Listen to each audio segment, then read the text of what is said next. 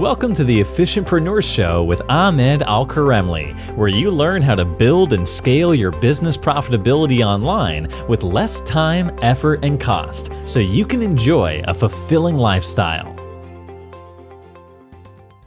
Hi everyone, AK here, and welcome to the Efficientpreneur Show. Today I have with me Rob Palmer. He is a copywriting expert, Amazon seller, and welcome to the show. Hey, Ahmed, it's really great to be here, and thanks for inviting me. I'm really looking forward to getting involved. Thank you. So how did you start as a copywriter? What's your story? What did you do before that? Okay, so I started out originally as a journalist working in London back in the kind of early 90s, thereabouts.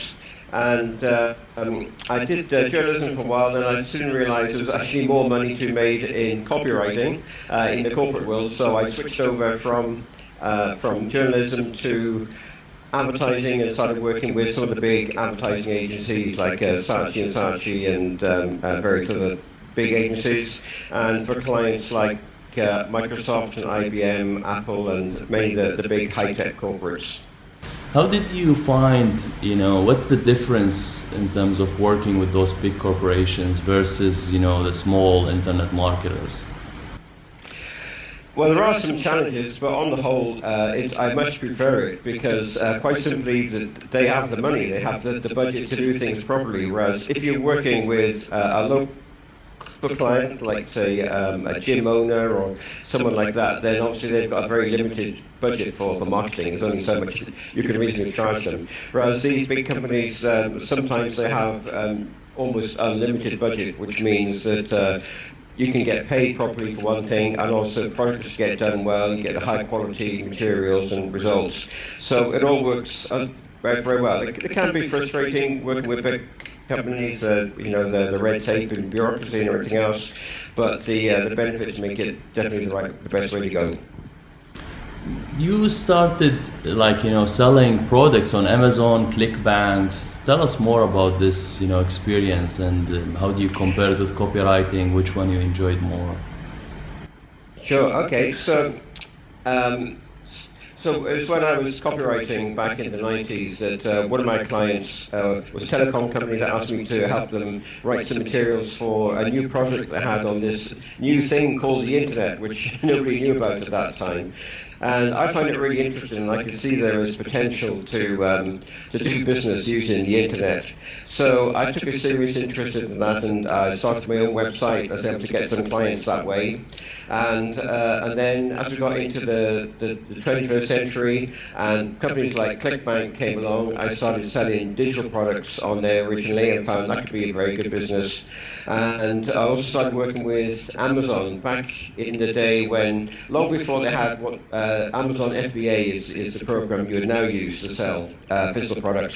Back in those days, they had a program called Z-Shops or Z-Shops, which was a very primitive version of Amazon FBA. So they closed it down after a year or two, but it gave me a chance to get my feet wet and learn how to sell physical products online. Which one you enjoyed more?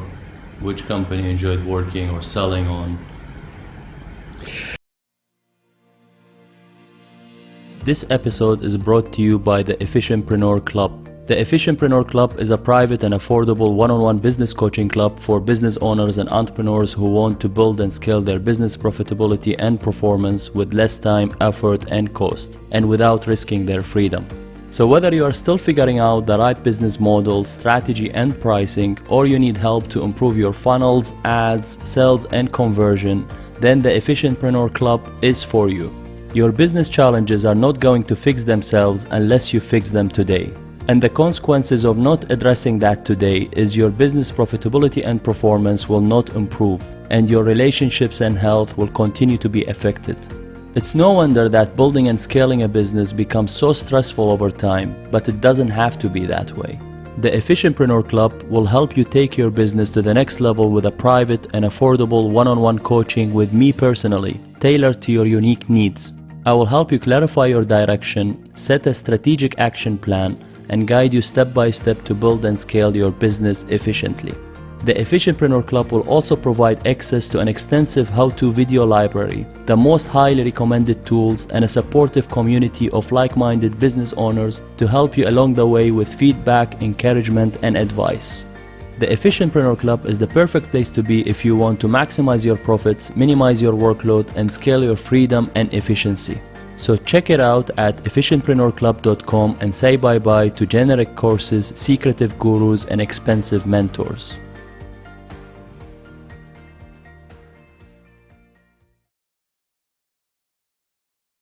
They're both very interesting and both very different. Digital products, that can happen very fast, and if you get a good product on ClickBank, it can sell in very good numbers, but it's difficult to get that product quite right. On Amazon, you've got a vast opportunity. There are so many products you can sell. It can be competitive, but you have different challenges. Then all of a sudden you have to worry about shipping times and inventory and cash flow and things like that. So the challenges are very different, but they're both very interesting. How do you compare like eBay with Amazon from your experience? Most people confuse them. Yeah, well, Amazon is just way ahead. I mean, if you look at the revenues now, eBay has been stuck on around 10 billion for many years, whereas Amazon has gone way past them to what they are, 240 billion in revenue. So that just shows there's no real comparison between the two. And what's really interesting is if you look at the revenue per user on Amazon, it's they make about $40 per user, whereas on eBay that is, whereas on Amazon it's more like $200 or something like that. So as Amazon is just so much better at getting people to order products that I think it's much the better platform to work on. How do you compare like selling on Shopify as well as a platform now, and how you are marketing though, like back in the days versus now, like while you're selling on ClickBank or Amazon, like you build a funnel now before what you were doing? Yeah, well, really the game changer for things like Shopify and WooCommerce is Facebook ads. If you go back 10 years ago, before we had Facebook ads as we are now, it was very difficult to sell products directly from your own website. But now, thanks to Facebook ads and to some extent native advertising, there's a real platform where you can drive traffic to your store, and so yeah, you can do very well if you're good at what you do. You can make a lot of money with Shopify or WooCommerce. But again, if you look, it's hard in a way because you're trying to convert people who are on Facebook to chat to their friends and to get them to come over to your store and take an interest in what you have to sell and to buy it. Whereas on Amazon, by comparison, people are there to buy things. They're actually searching for products like you have. So making the sale is so much easier. What is copywriting? That's a good question. So the old-fashioned answer to that is salesmanship in print. But I think a better 21st century answer is it's the art of getting the right message to the right person at the right time. So it's not about trying to sell something that they don't want or don't need. It's about connecting with someone who has a need for your product and service and demonstrating how you can help them solve a problem they have in their life. And if you do a good job of that, that's good copywriting. You can both sell products and help your customers improve their lives. So it's a win-win for everyone, and that's how good copywriting should be. Take us through the steps like to create a killer copywriting strategies, like from creating an offer, audience, etc. Okay. So it definitely starts with the offer. If you don't get the offer right, then everything else is a waste of time. So you need to think about the kind of the product or service you're offering, who you're offering it to, what price you're going to offer it for, and how the pricing is structured, whether they pay everything up front, or it's a membership, or it's installment payments. All those things are really important. So you need to test those out and get your offer right, first of all. certainly identifying your audience is really, really important. And again, looking at things like Facebook ads now, we can target the right audience very specifically in a way that's never been possible before. So you can do amazing things with Facebook ads in particular. Some of the platforms are catching up, but Facebook is leading the way. And once you've done that, you really need to craft your message, and then it's a question of thinking about what keeps your prospects awake at night. What are they worrying about? What's the problem that they really want to solve? And once you've identified that, you can find a hook that will hone in and really connect with that problem they have, and build a headline that uses that hook to get them interested. Give us an example, how to create a hook, like what is a hook and how to create a hook? Yeah, okay, well, it can be, sometimes it's intriguing their curiosity. Very often, on many of the native ad platforms now, you see headlines like, weird tricks that cures baldness, something like that. And if you're someone who's suffering from hair loss and you read that, you're going to think, okay, what's the weird trick? Maybe that will work for me. Maybe that will be a shortcut that I want. So that kind of thing can work. I know that's a little bit kind of clickbaity, but what you're looking for something that's going to engage the interest of your of the potential buyer when they're scrolling through the Facebook feed or reading newspaper, whatever it is they're doing. You have to stop them in their tracks and get them interested. So you need to find something that's going to engage their attention. That's really the first thing, is just to engage their attention, and everything else follows from that. Yeah. Okay. So copywriting is really important, but most people skim through copy. They don't read very much. They'll read the headline and they'll look at the image. Image is really important, but then you want to have copy that's scannable. So things like bullet points and headings and subheadings, so that people can scan through and get the message. With the headline, do we need a subheadline or not? It's not required. It depends on where you're advertising. If possible, I like to use a subhead. Yeah. Again, because people scan, you want those simple summaries to focus, that you can hone in on. A sub-headline helps you back up your headline. It kind of has a second layer that builds on that first promise. So yeah, sub-headlines are really useful, and then further headlines, sub-headlines in your copy, bullet points, and images in your copy if appropriate. All those things can really make a difference. And one of the most important things that perhaps people don't spend enough time on is gaining the trust. So that's usually the biggest obstacle, especially if you're selling online. People don't know who you are, they've never heard of you, and you're asking them to make a big step to get out their credit card and pay some money. So you need to demonstrate that you have authority and use testimonials and case studies to show that you can back up the promise that you're making. Is there a certain number of testimonials to be used in the, let's say, a sales page? Yeah, it's not a special number of testimonials. I would say the main thing is ideally looking for testimonials that show an outcome, ideally a kind of before or after. Before I bought this product, I was struggling to lose weight, but now I've lost 20 pounds in the last 30 days or something like that. So you really want to show how the product or service has made a difference in someone's life, rather than just saying, it's a great product, I love it. That doesn't really help you. You want something that demonstrates how it makes a difference. If you have testimonials that overcome some of the objections that your buyers are going to think about, then that's really helpful as well. So it's not about quantity of testimonials, it's more about quality and the purpose that each one has. Okay. So it's important to remember that people tend to buy for emotional reasons. So a lot of people, when they're writing copy, they tend to focus on features of their product. Let's say selling some kind of technical product, they'll focus on all the technical features. But even when buying those kind of products, people are thinking about what's the emotional benefit.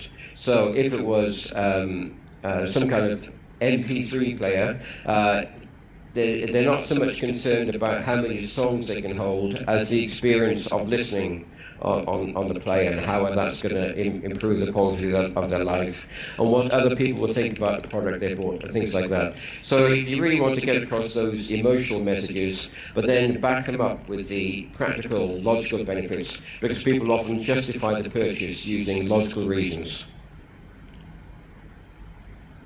All right.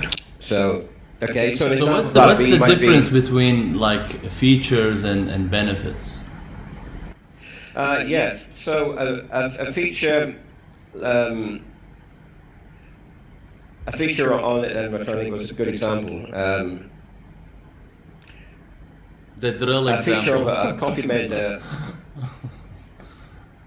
Sorry? The drill. Okay, let's take say a coffee blender. A feature might be that it blends any kind of coffee, or it has 3 speeds, or it's a compact size. All those things might be features, and the benefits of those might be make great coffee of different.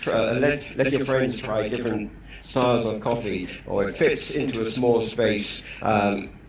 Those kind of things. So the benefit is how it's going to make a difference in your life, and that's what really people care about rather than the features. We talk about also urgency. Why urgency is important in the copy or like in the sales page? Yeah, it's just human nature that very often we'll procrastinate a decision. It's difficult sometimes to make the buying decision. Should we buy it now, or is it the right thing for me? And if we're not sure if it's the right choice to make, we will postpone it. But if you put some urgency into it, that there's only so many of a product available, or that the time is running out, that really has an effect on people. People really don't want to miss out on something. It brings into play the factor of the fear of missing out, which is extremely powerful, which you see in do you see January that, sale. like, do you see the countdown, let's say, clocks working now, or like people already got used to it and consider it like as a fake urgency, or you prefer to use it in the copy? Yeah, I prefer to have some kind of genuine urgency. So it's great if you have an event that's happening on a certain date, then tickets, obviously there's only so many tickets to be sold for that event, and once they've all gone, you can't buy them, and there's also the urgency of the date, so once the date is gone, you can't buy them either. So that works really well because it's genuine, and you have both scarcity and urgency. So unfortunately, you can't always do that. So I think some people, of course, are well aware that the countdown timers can be fake and they can get around it and reset it. But I would say at least 90% of the people are not aware of that. So it can still work. I don't think it's the ideal way to do it, but in certain situations it can be appropriate and it can work very well. What about CLV? What is CLV? Maximizing CLV. Okay. Yeah, customer lifetime value, it's really important because it makes a big difference on how much you can afford to spend on advertising. So let's say you're selling a $100 product. If all you do is sell that $100 product and that's it, then that means you've got, assume it's a digital product and most of that is profit, you've got about $95 maybe over after paying your payment processing fees, and you could afford to put half of that back into advertising.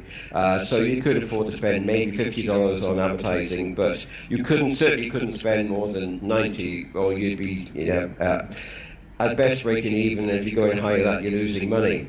But on the other hand, if you had a $100 product, but you also had an upsell, which was a $500 product, and maybe 30% of your buyers took that upsell as well, then your customer lifetime value has increased significantly.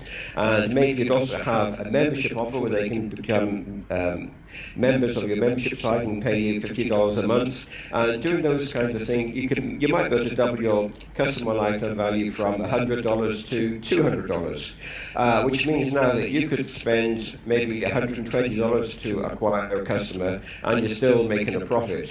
Whereas your competitor, who's only got the $100 product, can't compete with you. So you can win the ads auction every time. So it can make a huge difference to how you can market your product and the kind of reach and distribution you can have, and therefore the sales you generate.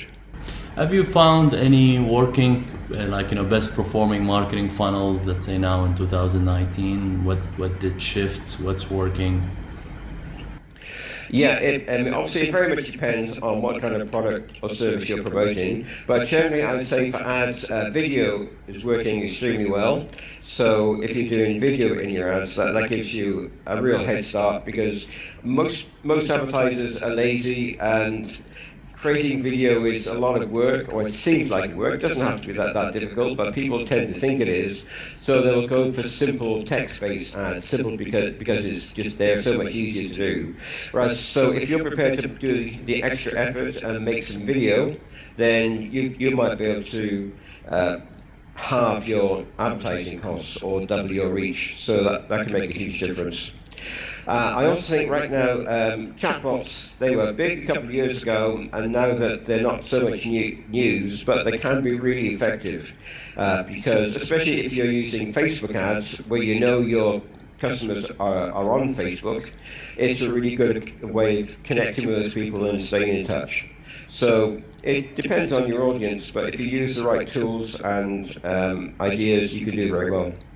You had a very successful campaign with Apple, and tell us why the lawyers have closed it down.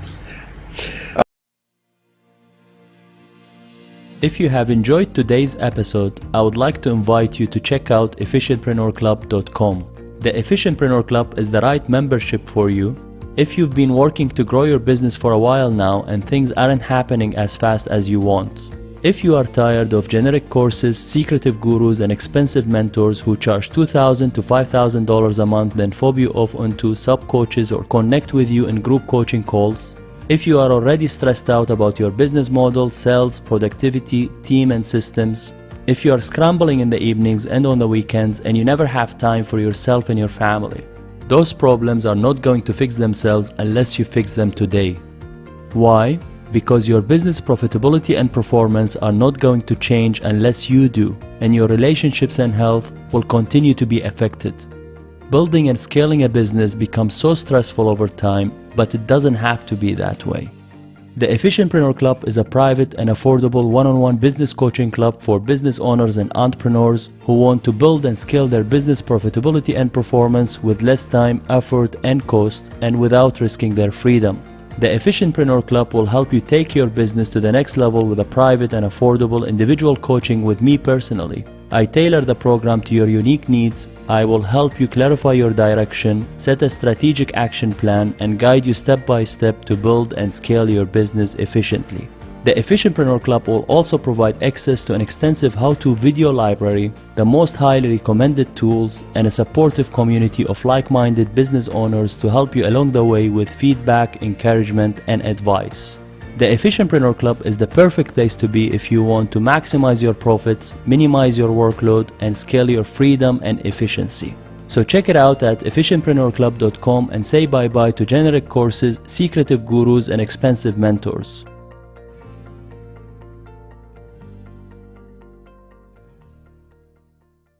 Okay, this was actually a long time ago. This was back in the 90s when I was living in the UK. Apple decided to launch a direct mail catalogue for customers in the UK, and I did all the copywriting for that. And we did the first version of it was very successful. In fact, it was so successful they decided to expand, and 2 months later they did another catalogue, but this time in 3 different editions, one for consumers, one for business, and one for the education market. And the sales exploded. They did really, really well. But the big problem was, at that point, this is before Apple had any Apple stores. So in those days, all their sales had been going through the dealer network. But when Apple launched its his catalogue, all of a sudden the catalogue sales were sucking all the sales out of the system, and the dealers were sitting in empty showrooms not selling any products because everyone was buying direct from Apple. So they hired some good lawyers, and they took Apple to court, and in the end Apple's lawyers said, okay, we're going to have to close this down because we don't want to have a big, long, complicated legal battle with our own dealers. So the compromise was that Apple agreed to close down the catalogue. So it was too successful. It was so successful that I had to close it down, which is the only time that's ever happened in my career. Also, you've done like $1 million sales on ClickBank in one day. How did you do that? Yeah, I should make it clear that we did $1 million sales, but my partners and I didn't make $1 million profit. Most of the money goes to affiliates. The way it works on ClickBank, all the sales are driven by affiliates who have big email lists. And to attract those affiliates, you have to pay a minimum of 75% commission. Most of them expect to have overrides, which means their commission goes up to maybe 80 or even 85%. So we did $1 million in sales, so we probably grossed maybe $150,000 ourselves, but the product as a whole did well over $1 million in 24 hours. So, and that's possible because on ClickBank there are these affiliates who have huge email lists of maybe 1 million plus subscribers, and if you get all of them to do a mailing at the same time, then the numbers can go crazy. And luckily ClickBank has the infrastructure to support a high volume of sales, so you can do it without your website going down and that kind of thing. So yeah, that was... How do you see emails performing now? Yeah, it still works. It still works. The open rates have been going down for a long time. That's no big surprise. So you do have to be a lot more careful now. You need to have a good relationship with your audience. You can't just spam them with marketing messages and buy my product, special offer today. That kind of thing doesn't work. You'll just get reported as spam, and then you'll find that the email providers like Gmail, they'll be sending your emails to spam, and so you won't say anything. So it's not about trying to sell things with email directly so much. It's more about building a relationship with prospects, and then every so often you can bring them back to your website and present them with an offer. But you have to create the value first. If you create the value first, then you can ask for the sale later. What's the marketing strategies that worked for you the best? Let's say the top 3, the strategies that gave you the competitive edge. Well, I think not so much strategy, but in terms of skill set, copywriting I think is the most valuable skill set. That really sets you apart from everybody else. If you know how to create great headlines, how to build an offer, and how to engage your audience, that's going to give you a huge advantage. So that's one thing. Secondly, I would say you need to keep up with tools.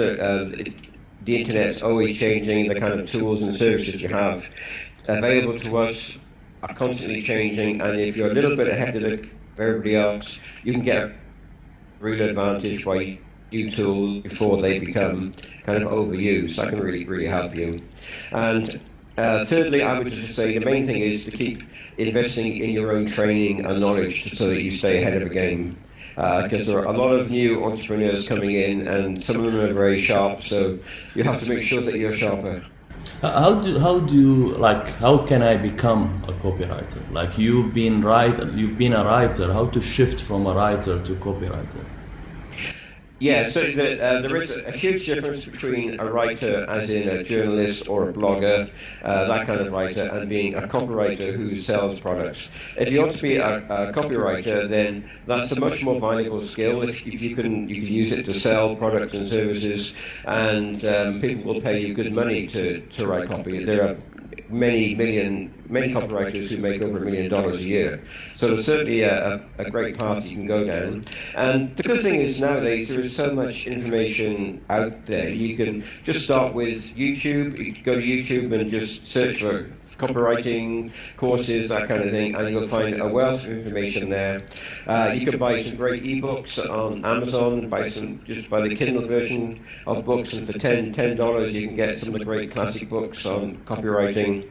And same with podcasts. Really, there's a wealth of information available today. You can learn an awful lot without spending very much money. You've been like touring the entire world and running a virtual businesses.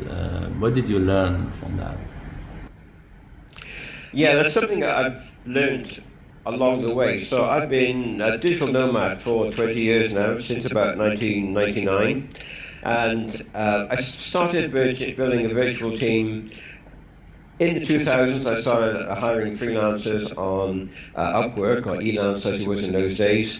Around about 2009, 2010, I started hiring virtual assistants using job sites like onlinejobs.ph, and discovered you can get some fantastic workers at low cost compared to what you'd pay in kind of Western countries.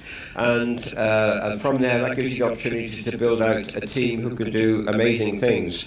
And I found that if you get the right people, a virtual team can be a huge asset to your business. So I think it's definitely something worth focusing on and learning how to do well.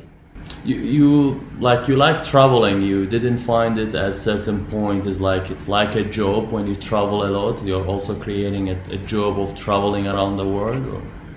Yeah, of course. I mean, the thing remember is you don't have to travel.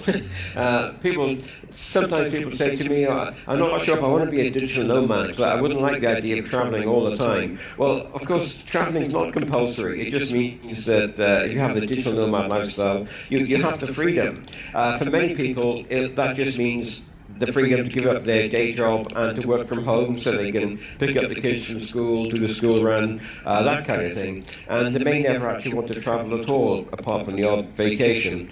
Other people want to go out and see the world and travel to 100 countries. So either way, you can do it whichever way you want. So I'm based in Bangkok. I spend over half my time in Bangkok, from 2/3 of my time in Thailand, and the other 30-40% of the time I'm traveling around the world. So that works for me, but you can do it whichever way you want to, whatever suits you. Your kids also got involved in the digital world. What do you focus on now in terms of, do you focus on copywriting, mentoring others, or creating products, with your kids or by yourself? Okay, so it started with my oldest son, Ben. When he was about 15, he was interested in what I did to make money online. So I offered to show him how to do it himself, and I showed him how to put a product on ClickBank, and that went quite well. And he got the internet marketing bug and started building out a business, and he's been doing it ever since. So now he's a very successful ClickBank marketer. He's a platinum partner with ClickBank, and actually the two of us went to Cancun in Mexico last September to the ClickBank Platinum Summit, and that was a fantastic event where we met loads of amazing marketers, really interesting and informative.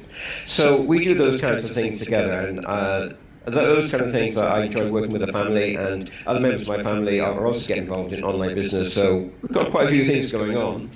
But what's happened more recently is, as I've been traveling around and attending digital nomad conferences and events, people have been asking me, so how do you do this? How do you make this actually work? I'd love to do this, live this lifestyle, but I don't know how to do it. And about 10 people asked me if I offered coaching, and I always said no. And then after the 10th one, I suddenly thought to myself, well, there's obviously a demand for this, and maybe this is what I should be doing. So that's something I'm now doing, as I'm also working to coach and mentor people and to help them get started on their own online business journey and help them kind of quit their job and live a location-independent lifestyle. And you still write copy? Yes, I do. I certainly write copy for my own projects, and these projects I'm working on. My son Ben, I'm the copywriter on those projects, and sometimes I help other people as things arise. So I enjoy writing.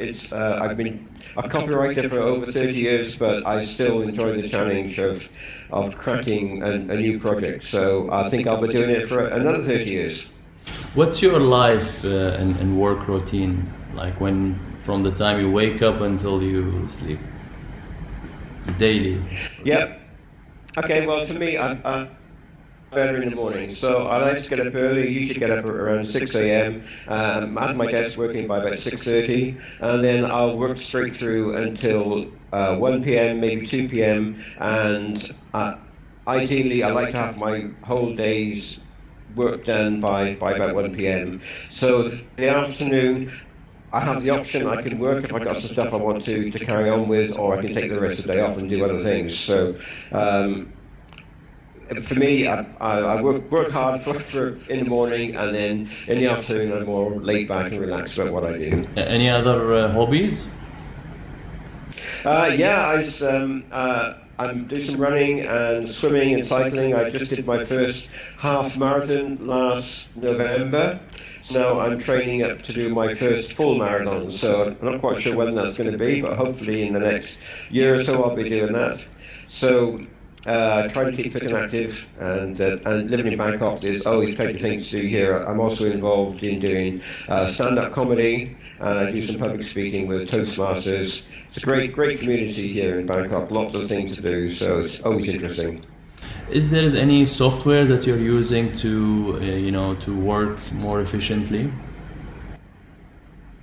Okay, in terms of productivity, my favorite tool at the moment is Trello for project management. I think that's really nice. It gives you a simple visual way to keep track of what you're doing and what you're working on. Apart from that, I mostly use Google tools. I use Google Docs and Google Sheets a lot, Google Slides and Google Keep. So I'm very much in the Google ecosystem. That all works very well together. And then obviously other tools depends on which business I'm working on. Top 3 books? Top 3 books. Okay, well, I would recommend The Miracle Morning. If you really want to get the most out of your day, read The Miracle Morning. That'll tell you how to make a good start in the morning and get ahead on the day and get a lot more done. It really works for me, so I'd recommend that one. Also, The One Thing, which is about focusing on the most important thing you need to do each day. And I know that's something that I'm weak on myself. I'm easily distracted by other things that turn up in my email and so on. So I'm really trying hard to implement that good advice, but it's definitely the right way to do things. And finally, a good old-fashioned classic is How to Win Friends and Influence People. It's obviously about 100 years old, but the advice is just as valid today as it was 100 years ago. I definitely recommend anyone who hasn't read it to make the time to read it. Good books, I read them all. Do you have any mentor who helped you the most in your journey? In terms for a business mentor, the one that stands out is a fellow by the name of Brock that I signed up for his coaching mentoring program 10 years ago, and that's how I got into the physical products business. And he's a guy who started his own business with just $200. He only had $200 to his name, and he was able to do some successful advertising with a product and get that product off the ground. And now he's an investor. He's growing his business into a very large business, and has a kind of private equity company. He's a great example of how you can grow from nothing and build a very successful business. So I think having a good mentor is a really good investment for anyone. I've spent, I don't know, maybe $50,000 on mentors over the years, and every dollar was well spent. So I would advise anyone to get a good coach or a good mentor to get them started on the journey. Last question, how people can contact you? Okay, well, the best place at the moment is to go to privatelabelpro.co and just contact me through the contact form there. Thank you so much, Rob, for your time. Really appreciate it. Appreciate the valuable information. Okay, thanks. It was really great to be on the show, and I had a great time. Thank you. My pleasure. Thanks, everyone, and see you soon with another leading expert. Thanks for watching or listening. It means the world to me if you would leave an honest review of the show on iTunes or any other podcast platform that you are listening through. And big thanks to all the people who have already reviewed the show.